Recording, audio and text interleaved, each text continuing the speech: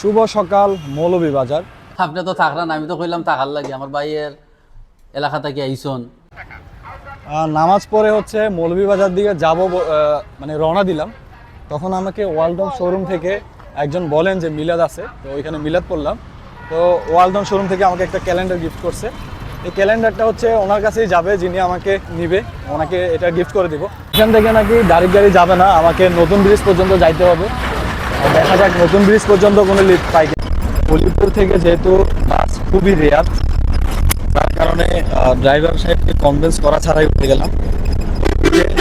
ভাড়া দিতে হতো 20 টাকা।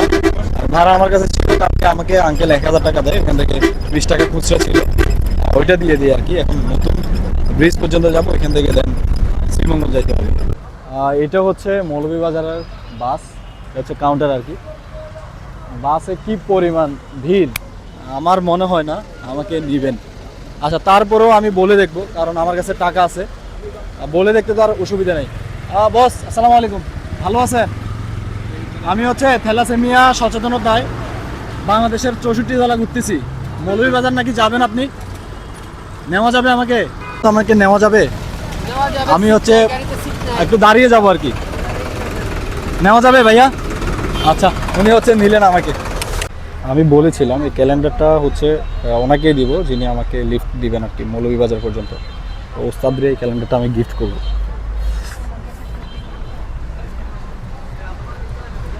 ওস্তাদ, ওস্তাদ, ক্যালেন্ডারটা আপনার জন্য দেখেন।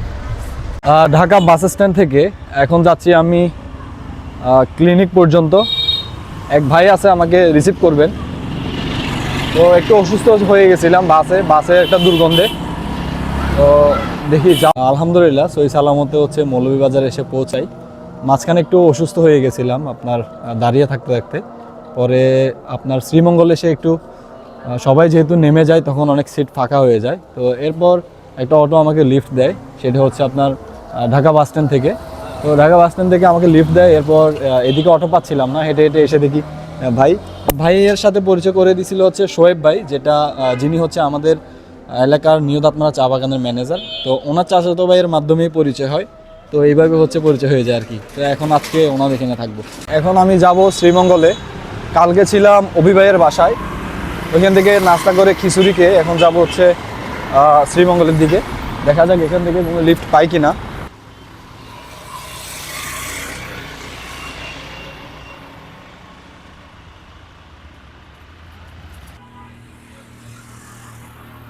লেফট, লিফট দেওয়া যাবে? বাস স্ট্যান্ড পর্যন্ত যাব। ধন্যবাদ ভাইয়া। মৌলভীবাজার এসে ফার্স্ট টাইম লিফট পেয়ে গেলাম। এই বাসটা আমাকে শ্রীমঙ্গল পর্যন্ত লিফট দিয়ে দিল। এখন আমি আছি স্টেশন রোড, এটা হচ্ছে শ্রীমঙ্গলের স্টেশন রোড। এখন আমি যাব লাওয়াছড়াতে, লাওয়াছড়া জাতীয় উদ্যানে। দেখি আমি কোনো লিফট পাই কিনা। মামা, না এখানে মানুষ আছে ভাই। লাওয়াছড়া জাতীয় উদ্যান যাবেন? আসসালামু আলাইকুম ভাইয়া, লাওয়াছড়া জাতীয় উদ্যান এটা কিভাবে যাবো? হ্যাঁ হ্যাঁ, আমি হচ্ছে বাংলাদেশের 64 জেলা ঘুরতেছি, তো থ্যালাসেমিয়া সচেতনতায় টাকা ছাড়া নেওয়া যাবে? টাকা ছাড়া নেওয়া যাবে? আচ্ছা, এইটা হচ্ছে আমার 3টা লিফট, কেউ এখনো না করেনি। যাই হোক, মানুষ যেভাবে বলেছিল, ব্রাহ্মণবাড়িয়াতে একজন বলেছিল যে মৌলভীবাজার সিলেটের এদিকে নাকি লিফট পাবো না। তো ভালোই আসলে রেসপন্স পাচ্ছি, নিচ্ছে আসলে। পথে অনেক সুন্দর একটা রোড চোখে পড়লো।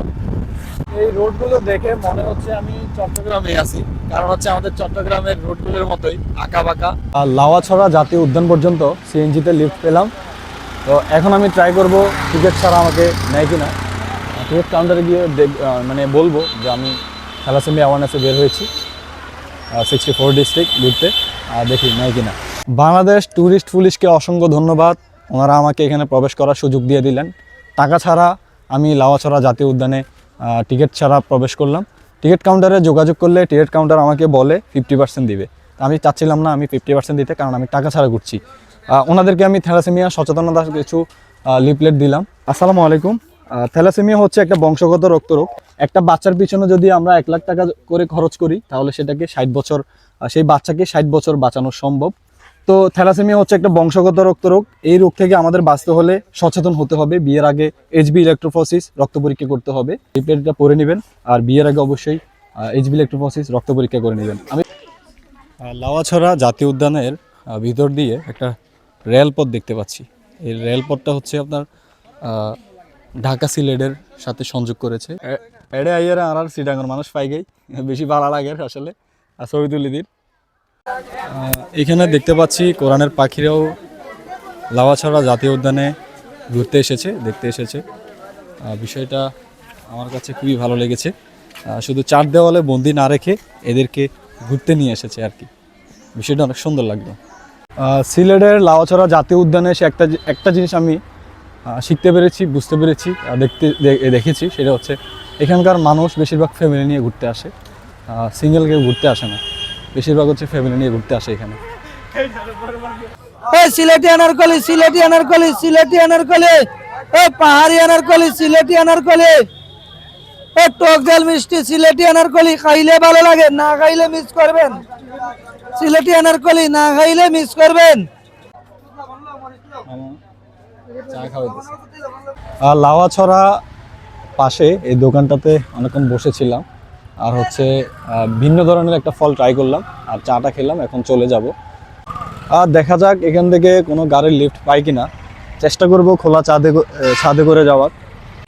দেখি আরেকটা জিপ আসতেছে, সেটা থেকে লিফট পাই কিনা, যায় কিনা কি জানি। এটা হয়তো যাবে না, তো সামনে থেকে ট্রাই করতে হবে। দেখি আরেকটা গাড়ি আসতেছে, এটাতে লিফট পাই কিনা। 5 স্টার হোটেল, এখানে যাবেন? এটাতে লিফট পেয়ে গেলাম, চলেন চলেন। আর লাউয়াছড়া থেকে ফাইনালি লিফট পেয়ে গেলাম। অনেকক্ষণ ধরে দোকানটাতে বসেছিলাম। দাদা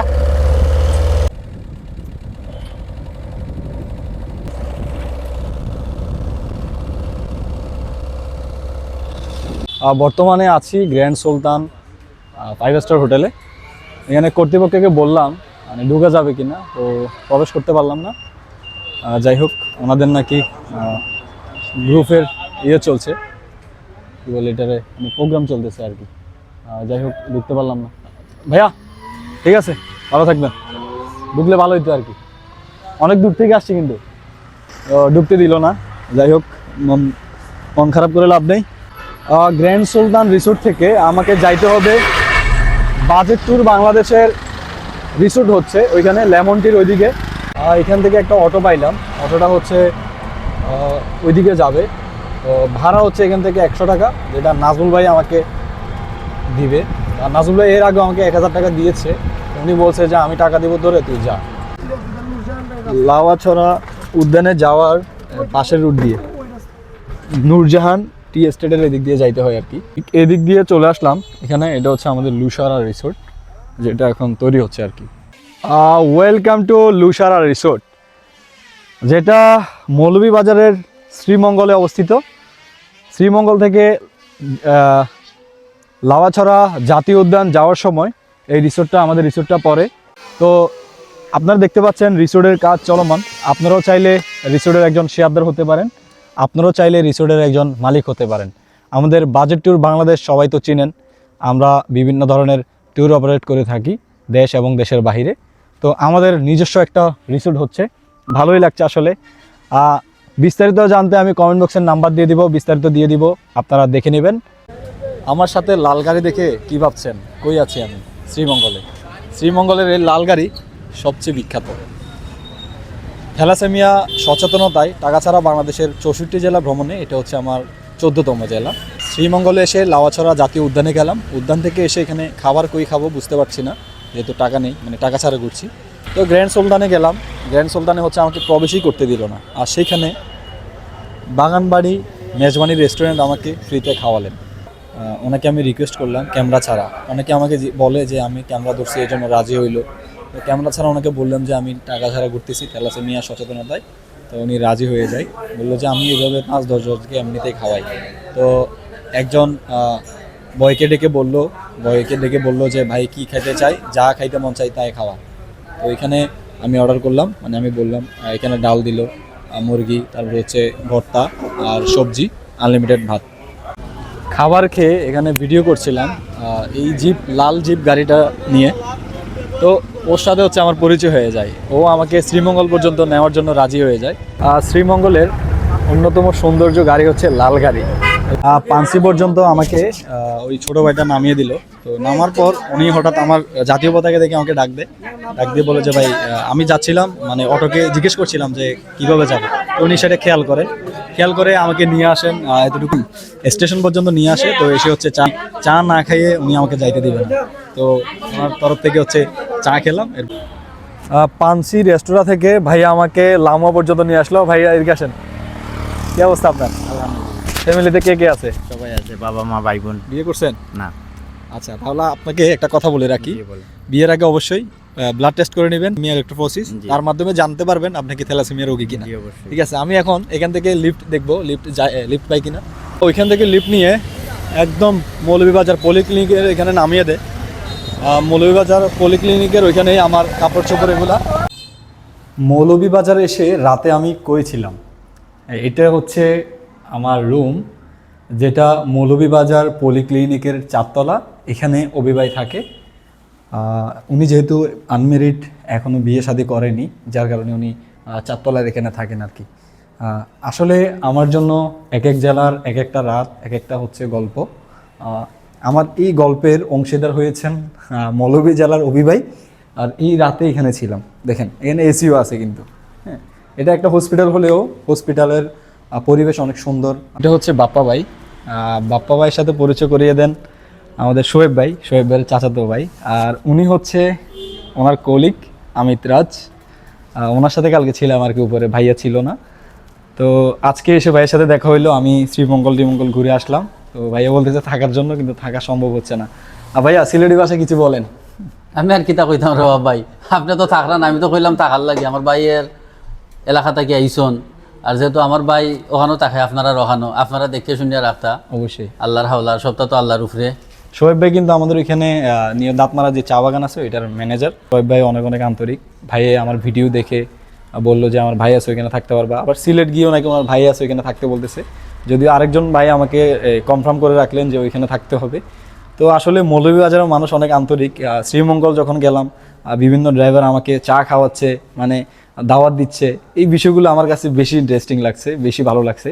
কারণ আমি যদি টাকা দিয়ে আসতাম তাহলে এই আন্তরিকতাগুলো পাইতাম না। ঠিক আছে, দেখা হবে তাহলে সিলেট গিয়ে।